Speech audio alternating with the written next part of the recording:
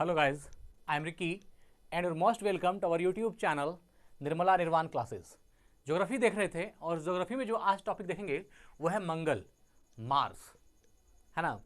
बुध को देखा, पृथ्वी को बुध के बाद शुक्र को देखा, पृथ्वी को देखा, अब मंगल की बारी है।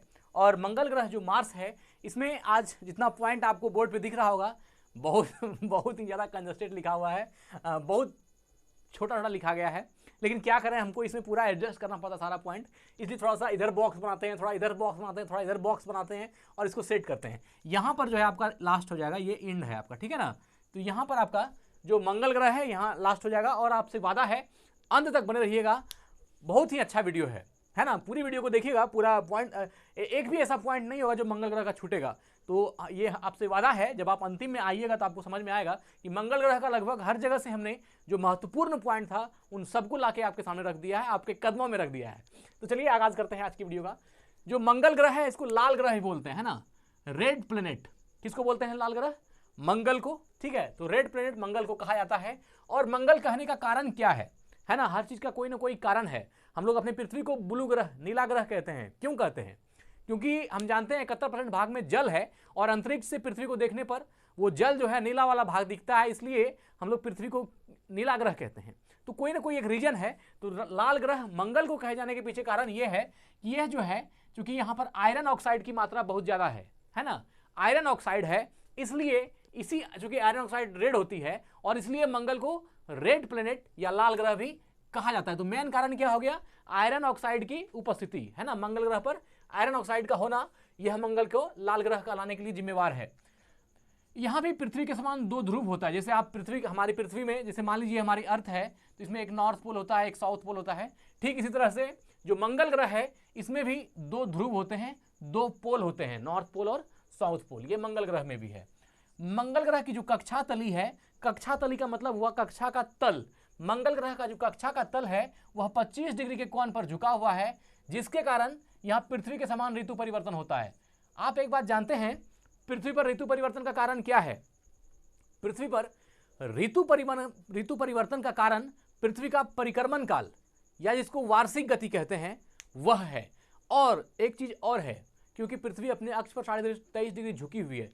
पृथ्वी का अपने अक्ष पर झुका होना, है ना, पृथ्वी का अपने अक्ष पर झुका होना और परिक्रमण काल का या वार्षिक काल का होना, ये दोनों ही चीज ऋतु परिवर्तन के लिए जिम्मेवार है। तो इसी तरह मंगल ग्रह जो है इसकी कक्षा तली भी 25 डिग्री के कोण पर झुका हुआ है और इसी के कारण, है ना, यहां पर पृथ्वी के समान ऋतु परिवर्तन होता है। तो अब आप प्रश्न कहिएगा कि अगर कोई ग्रह है वो अपने कक्षा तली पर झुका हुआ है तो क्या वहां पर भी ऋतु परिवर्तन होगा? प्रश्न स्वाभाविक है, लेकिन यह जो एंगल आप अगर इसको पढ़िएगा तो इससे यह बात साफ जाहिर होती है कि जिन ग्रहों पर पृथ्वी के समान झुकाव है उन ग्रहों पर ऋतु परिवर्तन होता है और मंगल ग्रह पर भी ऋतु परिवर्तन होता है। मंगल ग्रह पर भी 6 महीना गर्मी का मौसम और 6 महीना ठंडे का मौसम ऐसा होता है। तो कक्षातली 25 डिग्री कोण पर झुका हुआ है किसका? मंगल ग्रह। मंगल ग्रह की कक्षातली की झुकाव कितनी है? 25 डिग्री, और इसके कारण पृथ्वी के समान ऋतु परिवर्तन होता है। कहां पर? मंगल ग्रह पर भी ऋतु परिवर्तन होता है। इसके दिन का मान एवं अक्ष का झुकाव पृथ्वी के समान होता है। दिन का मान मतलब क्या? पृथ्वी का जो दिन का समय है और जो मंगल ग्रह के दिन का समय है वो क्या है? दोनों जो है ना, इसके दिन का मान एवं अक्ष का झुकाव पृथ्वी के समान है। जिस तरह पृथ्वी में दिन होता है, दिन का समय होता है, जितना देर तक उतना समय जो है दिन का मंगल ग्रह पर भी होता है। और अक्ष का झुकाव जो पृथ्वी का है और जो मंगल का है लगभग सेम है। 23.5 डिग्री और 25 डिग्री में मात्र 1.5 डिग्री का अंतर है, बहुत ज्यादा का फर्क नहीं है। इसलिए मंगल का झुकाव जो कक्षातली से है और जो पृथ्वी का है वो लगभग सेम है। इसलिए क्या कहा? इसके दिन का मान एवं अक्ष का झुकाव पृथ्वी के समान है। दिन का मान भी पृथ्वी के समान है और अक्ष का झुकाव भी पृथ्वी के समान है। किसका? मंगल ग्रह का। यह अपनी धुरी पर 24 घंटे में एक चक्कर लगाती है। जानते हैं पृथ्वी का जो परिभ्रमण काल है, जो पृथ्वी का घूर्णन काल है, वह क्या है? 24 घंटा है। और पृथ्वी के परिभ्रमण काल या पृथ्वी के घूर्णन काल के कारण ही पृथ्वी पर दिन और रात होता है। और पृथ्वी के परिक्रमण काल या पृथ्वी के वार्षिक गति या वार्षिक काल के कारण ही क्या होता है? आपका ऋतु परिवर्तन होता है। तो यहां पर जो है यह भी अपनी धुरी पर 24 घंटे में एक चक्कर लगाती है और पृथ्वी भी अपनी धुरी पर 24 घंटे में एक चक्कर लगाती है। इसलिए इन मामलों में पृथ्वी और मंगल में क्या है, समता है, कुछ ना कुछ बराबर है ना। यह अपनी धुरी पर 24 घंटे में एक चक्कर लगाती है। कौन? मंगल ग्रह भी अपने धुरी पर 24 घंटे में एक चक्कर लगाती है। इसके दो उपग्रह हैं, फोबोस और डीमोस। मंगल ग्रह के कितने उपग्रह हैं? दो उपग्रह हैं, फोबोस और डीमोस। इसमें जो डीमोस है ना, ये जो डीमोस है ये सौर मंडल का सबसे छोटा उपग्रह है। मंगल ग्रह के दो उपग्रह हैं, जिस प्रकार हमारी पृथ्वी के एक उपग्रह है चंद्रमा, वैसे ही मंगल के दो उपग्रह हैं, फोबोस और डीमोस। और जो डीमोस है ये सौर मंडल के जितने भी उपग्रह हैं सबसे छोटा उपग्रह है। कौन? डीमोस, जो मंगल ग्रह का उपग्रह है। सूर्य की परिक्रमा 687 दिन में पूरा करता है। कौन? तो यह जो मंगल ग्रह है यह सूर्य की परिक्रमा कितने दिन पूरा करता है? 687 दिन में। याद रखिएगा, मंगल सूर्य की एक परिक्रमा कितने दिन में पूरा करता है? 687, 687 डेज में वो कंप्लीट करता है। ये याद रखिएगा। कौन? मंगल। सौर मंडल का सबसे बड़ा ज्वालामुखी कौन सा है? Olympus Messi. मोस्ट इंपॉर्टेंट प्रश्न है, अभी तक का ध्यान रखिएगा। सौर मंडल का सबसे बड़ा ज्वालामुखी ओलिपस मेसी है ना। ओलिपस मेसी सौर मंडल का सबसे बड़ा ज्वालामुखी। जितने ग्रहों पर, सभी ग्रहों पर ज्वालामुखी नहीं है, लेकिन जिन ग्रहों पर ज्वालामुखी है और सौर मंडल में जितने ज्वालामुखी हैं उन तमाम ज्वालामुखी में सबसे बड़ा ज्वालामुखी कौन सा है? Olympus Messi. और ये किस पर स्थित है? ये मंगल ग्रह पर स्थित है। कहां स्थित है? तो मंगल ग्रह पर। ओलिपस मेसी मंगल ग्रह पर स्थित है। देखिए यहां पर 22 नंबर पॉइंट को देखिए। सबसे बड़ा ज्वालामुखी ये मंगल ग्रह का ही है, ओलंपस मॉन्स। देखिए एक ही चीज का अलग अलग नाम होता है ना, नाम अलग अलग नहीं होता है, मतलब उच्चारण इंग्लिश में है तो कुछ कहीं कुछ बोल दिया जाता है। ये जो 22 नंबर का क्वेश्चन है और जो 9 नंबर का पॉइंट है ये दोनों सेम है, 22 और 9 का सेम है। सबसे बड़ा ज्वालामुखी ओलंपस मॉन्स, कहीं कहीं पर ओलंपस मॉन्स जिसका नाम है उसी का नाम है ओलिपस मेसी। ये अलग नहीं है। हम चाहते तो सिर्फ ओलिपस मेसी लिख के निकल जाते, लेकिन हो सकता है किसी को कंफ्यूजन हो, इसलिए याद रखिएगा कि मंगल ग्रह का ही वो ज्वालामुखी है जिसका नाम है ओलिपस मेसी, है ना, जो सौर मंडल का सबसे बड़ा ज्वालामुखी है। और मंगल ग्रह का तो सबसे बड़ा ज्वालामुखी वो है ही। चलिए, ओलिपस मेसी या कहीं कहीं पर ओलंपस मॉन्स भी रहेगा, ये दोनों एक साथ नहीं रहेगा, एक ही नेम है, सिर्फ जो है अलग अलग थोड़ा मोड़ा कर दिया गया। जैसे उदाहरण के लिए नहीं है, जैसे मान लीजिए कहीं कहीं पर अलेक्जेंड्रो वोल्टा है, कहीं कहीं पर अलेक्जेंड्रे कुछ, मतलब थोड़ा सा हम ये कहना चाह रहे हैं कि उसका नेम जो है ना हिंदी में कुछ अलग टाइप से हो जाता है ना, तो वही चीज़ है बस, और एक ही चीज़ है। चलिए, सौर मंडल का सबसे ऊंचा पर्वत है निक्स ओलंपिया। सौर मंडल का सबसे ऊंचा पर्वत कौन सा है? निक्स ओलंपिया। मोस्ट इंपॉर्टेंट है, सौर मंडल का सबसे ऊंचा पर्वत निक्स ओलंपिया, जो किस ग्रह पर है? मंगल ग्रह पर है। ये सौर मंडल का सबसे ऊंचा पर्वत है निक्स ओलंपिया। देखिए कारण क्या है, मंगल ग्रह पर उतार चढ़ाव ज्यादा है, मतलब इसकी मिट्टी समतल नहीं है, कहीं पूरा खाई है तो कहीं ज्वालामुखी का बड़ा बड़ा भंडार मतलब पर्वत है, कहीं बहुत बड़े बड़े ये हैं। तो इसमें मतलब क्या, मंगल ग्रह की जो सतह है वो बहुत ही, और उसको देखने के बाद ऐसा लगता है कि इसमें कहीं ना कहीं बहुत पहले पानी का बहाव रहा होगा, क्योंकि जिस तरह से कहीं कहीं मिट्टी का कटाव है और बड़े बड़े टीले हैं, बड़े बड़े ज्वालामुखी है, उससे ये बात कहीं ना कहीं देख करके लगता है कि इस पर कहीं ना कहीं पानी का बहाव पहले था। तो सौर मंडल का सबसे ऊंचा पर्वत कौन सा हो गया? निक्स ओलंपिया। सौर मंडल का सबसे ऊंचा पर्वत निक्स ओलंपिया, जो मंगल ग्रह पर है। सौर मंडल का सबसे बड़ा ज्वालामुखी ओलिपस मेसी, जो मंगल ग्रह पर है। ओलिम्पस है ना, सौर मंडल का सबसे ऊंचा पर्वत निक्स ओलंपिया, जो माउंट एवरेस्ट से 3 गुना अधिक ऊंचा है, इसी ग्रह पर है। आप सोच लीजिए, आप माउंट एवरेस्ट को ही बहुत ऊंचा मानते हैं, और जो मंगल ग्रह पर है निक्स ओलंपिया, ये क्या है, आपके एवरेस्ट से भी 8,888 जो उसकी हाइट है मीटर, उससे भी 3 गुना ज्यादा ऊंचा है, जो कहां पर है? मंगल ग्रह पर है। तो इसको भूलना नहीं है, निक्स ओलंपिया को। मोस्ट इंपॉर्टेंट प्रश्न है। चलिए, ये माउंट एवरेस्ट से भी 3 गुना अधिक ऊंचा है और मंगल ग्रह पर है। सूर्य से दूरी इसकी 22 करोड़ 80 लाख किलोमीटर है। किसकी दूरी? सूर्य से मंगल ग्रह की जो दूरी है वह 22 करोड़ 80 लाख किलोमीटर है। सौर मंडल का दूसरा सबसे छोटा ग्रह कौन सा है? पहला तो सबसे छोटा ग्रह बुध है, और दूसरा सौर मंडल का सबसे छोटा ग्रह कौन है? मंगल है ना। पृथ्वी का दूसरा पड़ोसी ग्रह भी कौन है? मंगल है। बुध, शुक्र, पृथ्वी मंगल। तो पृथ्वी है मंगल और शुक्र के बीच में है, वो पृथ्वी का दूसरा पड़ोसी ग्रह कहलाता है मंगल। तो है ना, सौर मंडल का दूसरा सबसे छोटा ग्रह कौन है? मंगल है। ये भी याद रखिएगा, सौर मंडल का दूसरा सबसे छोटा ग्रह। मंगल का व्यास 6800 किलोमीटर है और पृथ्वी का औसत व्यास 12740 किलोमीटर है। ये हमने इसलिए लिख दिया कि आप अनुमान लगाइए, आप दोनों में कंपेरिजन कीजिए, है ना। पृथ्वी के व्यास में, सॉरी मंगल के व्यास में और पृथ्वी के व्यास में, पृथ्वी का औसत व्यास 12740 किलोमीटर और जो आपका मंगल है इसका व्यास है 6800 किलोमीटर। कहाँ 12740 और कहाँ आपका 6800। ये 6800 हो गया, ये 12700 हो गया। तो देख लीजिए दोगुना का अंतर है ना। तो ये हो गया पृथ्वी का व्यास और मंगल का व्यास, दोनों ही याद रख लीजिएगा। मंगल का व्यास 6800 किलोमीटर है। यहाँ 6 महीना गर्मी होता है, 6 महीना जाड़े का मौसम होता है। मंगल ग्रह पर 6 महीना गर्मी, 6 महीना जाड़े का मौसम होता है। मंगल का जो द्रव्यमान है पृथ्वी के द्रव्यमान का 0.107 गुना है ना। जो पृथ्वी का मास है उसका कितना है मंगल का मास? तो पृथ्वी के द्रव्यमान का 0.107 टाइम्स।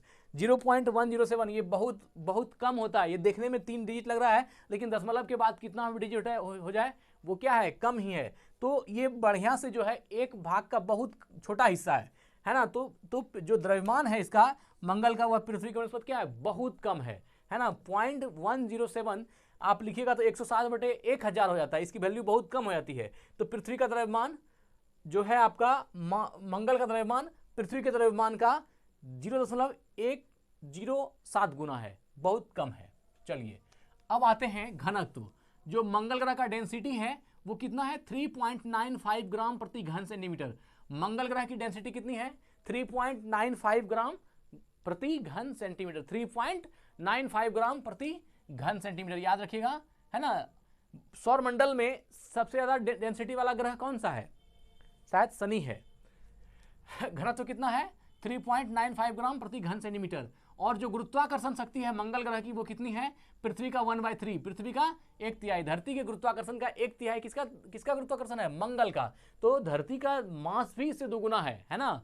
द्रव्यमान भी ज्यादा है पृथ्वी का और ग्रेविटेशनल पावर भी ज्यादा है। इसका मंगल का द्रव्यमान भी कम है और इसका गुरुत्वाकर्षण शक्ति भी पृथ्वी की 1/3 है। अगर पृथ्वी का एक गुरुत्वाकर्षण 1 है तो इसका कितना है? 1/3 है। इसकी भूमि बंजर है। मंगल ग्रह की जो भूमि है वो बंजर है और इसका रंग इसकी मिट्टी में लौह ऑक्साइड की उपस्थिति के कारण लाल है। मंगल ग्रह का जो रंग लाल है वह क्यों है? तो हमने दूसरा ही प्रश्न बताया था, आयरन ऑक्साइड के कारण जो है मंगल ग्रह लाल है। और इसी से मिलता जुलता प्रश्न है, इसका रंग इसकी मिट्टी में लौह ऑक्साइड की उपस्थिति के कारण लाल है। मंगल ग्रह की मिट्टी जो है वो लाल है, रेड है। उसका कारण क्या है? क्योंकि इसकी जो मिट्टी है उसमें क्या है? लौह ऑक्साइड की उपस्थिति है। किसकी है? लौह ऑक्साइड की उपस्थिति के कारण जो मंगल ग्रह की मिट्टी है वो क्या है? लाल कलर की है, रेड है। मंगल ग्रह की सतह अत्यंत जटिल है। मंगल ग्रह का सतह जो है अत्यंत जटिल है, बहुत कॉम्प्लिकेटेड है ना। कहीं समतल है तो कहीं बहुत बड़ा ऊंचा है, फिर बहुत गड्ढा है, ऐसा टाइप से है ना। तो मंगल ग्रह की सतह अत्यंत जटिल है, ये याद रखिएगा लौह ऑक्साइड को। और यहाँ जो है आपका आयरन ऑक्साइड या लौह ऑक्साइड एक ही चीज है। आप आयरन ऑक्साइड कर दीजिए या फिर लौह ऑक्साइड कर दीजिए, फेरस ऑक्साइड कर दीजिए, ये सब चीजें एक ही है। फेरस मतलब भी लोहा वाला चीज ही है, आयरन मतलब भी लोहा ही है और लौह तो लोहा है ही। तो ये लौह ऑक्साइड की उपस्थिति के कारण लाल है। मंगल ग्रह की सतह अत्यंत जटिल है। यहाँ बड़े बड़े रेगिस्तान, ज्वालामुखी पर्वत पाए जाते हैं। क्या है? मंगल ग्रह पर बड़ा बड़ा रेगिस्तान पाया जाता है, बड़ा बड़ा ज्वालामुखी है और बड़े बड़े पर्वत पाए जाते हैं। सबसे बड़ा ज्वालामुखी कौन है? ओलंपस मॉन्स या ओलिपस मेसी, एक ही चीज है। यहाँ एक चैनल भी है। अब चैनल का मतलब क्या हो गया? यूट्यूब चैनल नहीं, चैनल का मतलब है आप एक तरह से जैसे इंग्लिश चैनल है ना। प्रथम महिला कौन है जिन्होंने इंग्लिश चैनल को तैर कर पार किया था? ऐसा जीके हम लोग पढ़ते थे, है ना। या प्रथम पुरुष कौन है या प्रथम व्यक्ति कौन है जिन्होंने इंग्लिश चैनल को तैर कर पार किया था? इस तरह के जीके हम लोग पढ़ते आए हैं। तो चैनल जो है उसको तैर कर पार करने का मतलब क्या है? वो एक समुद्री टाइप का, या समझिए एक जो बड़ा सा ऐसा जल संचय करने वाला जो गड्ढा सा टाइप का होता है उसको चैनल बोलते हैं। तो वही चैनल है। सबसे बड़ा एक यहाँ पर एक चैनल भी है ना, जिसका नाम है वैलेस मैरिनरीस। याद रखिएगा, मोस्ट इंपॉर्टेंट पॉइंट है वैलेस मैरिनरीस। वैलेस मैरिनरीस एक चैनल है जो कहाँ पर है? मंगल ग्रह पर है। वैलेस मैरिनरीस एक चैनल है जो मंगल ग्रह पर है, और इसकी लंबाई सुनिएगा तो दिमाग खुल जाएगा, है ना। लंबाई 4000 किलोमीटर है, चौड़ाई 200 किलोमीटर है और गहराई 6 किलोमीटर है। 6 किलोमीटर गहरा है, 4000 किलोमीटर लंबा है और 200 किलोमीटर चौड़ा है। चौड़ाई कितनी है? 200 किलोमीटर, और लंबी कितनी है? तो बहुत लंबा है, 4000 किलोमीटर तक लंबा है, चौड़ा 200 किलोमीटर है और गहरा 6 किलोमीटर है। ये चैनल जिसका नाम है वैलेस मेरिन रीस, वैलेस मेरिन रीस, जो कहां पर है? मंगल ग्रह पर है। बहुत इंपॉर्टेंट पॉइंट है, याद रखिएगा इसको। चलिए, इसकी सतह पर गहरे गड्ढे हैं, ज्वालामुखी हैं और ऐसी घाटियां हैं जिससे पता चलता है कि यहाँ पर पानी का मुक्त बहाव था, है ना। यहाँ पर जो बड़े बड़े गहरे गड्ढे हैं, ज्वालामुखी है और ऐसी घाटियां हैं, उन घाटियों से पता चलता है कि पहले मंगल ग्रह पर पानी का मुक्त बहाव था, मतलब फ्री रूप में पानी का बहाव था, इसलिए इतना बड़ा बड़ा गड्ढा और इतने बड़े बड़े पर्वत और ऐसे ऐसे चैनल हैं, है ना। 6 किलोमीटर गहरा चैनल, 4000 किलोमीटर लंबा चैनल, 200 किलोमीटर चौड़ा चैनल, इस तरह का चैनल मंगल ग्रह पर है। तो इससे ये बात साफ मालूम होती है या जाहिर होता है कि पहले यहाँ पर पानी का मुक्त बहाव था। चारों ओर एक पतला वायुमंडल है। मंगल ग्रह के चारों ओर क्या है? एक पतला वायुमंडल पाया जाता है ना। वायुमंडल क्या है? पतली वायुमंडल पाई जाती है। वायुमंडलीय दाब बहुत कम है। मंगल ग्रह पर वायुमंडलीय दाब बहुत कम है, याद रखिएगा। वायुमंडलीय जब एटमॉस्फेरिक प्रेशर है वो बहुत कम है। पृथ्वी पर वायुमंडलीय दाब 1 बार के बराबर है ना, याद रखिएगा। लेकिन यहाँ पर बहुत कम है। कहाँ पर? मंगल ग्रह पर। वायुमंडल का 95% भाग दम घोटू कार्बन डाइऑक्साइड से बना है। जो आपका मंगल ग्रह है ना, इसका 95% भाग किससे बना है? दम घोटू कार्बन डाइऑक्साइड से। दम घोटू कार्बन डाइऑक्साइड से बना है। 95% भाग में क्या है? मंगल ग्रह के 95% भाग में आपका कार्बन डाइऑक्साइड है और शेष भाग में नाइट्रोजन भी है, ऑर्गन भी है और थोड़ी मात्रा में जलवाष्प भी है ना। शेष भाग में आपका नाइट्रोजन भी है, ऑर्गन भी है और थोड़ी मात्रा में क्या है? जलवाष्प भी है। तो नाइट्रोजन, ऑर्गन और जलवाष्प ये भी है, तथा थोड़ी मात्रा में हाइड्रोजन भी है, थोड़ी मात्रा में हाइड्रोजन भी है, ऑक्सीजन भी है और थोड़ी मात्रा में ओजोन भी है। तो याद रखिएगा 95% दम घोटू कार्बन डाइऑक्साइड, बाकी शेष भाग में नाइट्रोजन, ऑर्गन और जलवाष्प। नाइट्रोजन, ऑर्गन और जलवाष्प, और थोड़ी मात्रा में हाइड्रोजन भी है, थोड़ी मात्रा में ऑक्सीजन भी है और थोड़ी मात्रा में ओजोन भी है, जिसको O3 बोलते हैं। हाँ, वाइकिंग की खोज। वाइकिंग एक भौतिकविद है ना। वाइकिंग की खोज से पता चला यहाँ जीवन की कोई संभावना नहीं है। वाइकिंग की खोज जब हुई तो वाइकिंग एक भौतिकविद है जिन्होंने क्या कहा? वाइकिंग की खोज से क्या पता चला कि यहाँ पर जीवन की कोई संभावना नहीं है, मतलब यहाँ पर जीवन नहीं रह सकता। लेकिन कुछ खगोलविदों का मानना है कि अगर पृथ्वी के बाद कहीं जीवन हो सकता है तो वह मंगल पर संभव है। ये बातें अभी हम इसके बाद वाली जो वीडियो आएगी उसमें मटेरियल रहेगा, मिस नहीं कीजिएगा, उस वीडियो को जरूर देखिएगा। वो तो आप थंबनेल देखिएगा तो मालूम हो जाएगा, है ना। मंगल ग्रह से संबंधित जो है नया नॉलेज जो होगा उस इसके बाद वाली वीडियो में मिलेगी, जरूर देखिएगा उसको, है ना। चलिए, उसमें यही सब डिस्कस करेंगे। मंगल पर खोजे गए अंतरिक्ष अभियान। अब मंगल ग्रह पर जो खोजा गया, पृथ्वी के जो भेजा गया अलग अलग अंतरिक्ष यान है उसको देख लीजिए। तो 5 अंतरिक्ष यान है। पहला है आपका पाथफाइंडर, है ना। मंगल ग्रह पर खोजे गए अन्य अंतरिक्ष अभियान। अन्य अंतरिक्ष अभियान के द्वारा मंगल ग्रह पर जो खोज की गई उसमें कौन कौन है? Pathfinder, Mars Odyssey, Beagle 2003, Spirit और 5वां है अपॉर्चुनिटी 2004। इसको याद रखिएगा, है ना। मंगल ग्रह पर खोजे गए जो अंतरिक्ष अभियान है, मंगल ग्रह पर खोजे गए अंतरिक्ष अभियान 5 हैं। पहला है पाथफाइंडर अंतरिक्ष अभियान, दूसरा है मार्स ओडिसी, तीसरा है बीगल 2003, चौथा है स्पिरिट और 5वां है अपॉर्चुनिटी 2004। 5वां क्या है? अपॉर्चुनिटी 2004। तो ये मंगल ग्रह पर खोजे गए अन्य अंतरिक्ष अभियान हैं। Pathfinder, Mars Odyssey, Beagle 2003, Spirit और अपॉर्चुनिटी 2004। और लास्ट पॉइंट है कि जो डीमोस है ये सौरमंडल का सबसे छोटा उपग्रह है। ये तो आप जानते ही हैं, मंगल ग्रह का 2 उपग्रह है, एक फोबोस और डीमोस। तो डीमोस जो है ये सौरमंडल का सबसे छोटा उपग्रह है। डीमोस सौरमंडल का सबसे छोटा उपग्रह है। तो अभी हम लोगों ने जो मंगल ग्रह था इससे संबंधित जो बातें थी उसको हमने देखा। तो आज यहीं वीडियो को एंड करते हैं। स्वस्थ रहें, अपना ख्याल रखें। जय हिंद, जय भारत।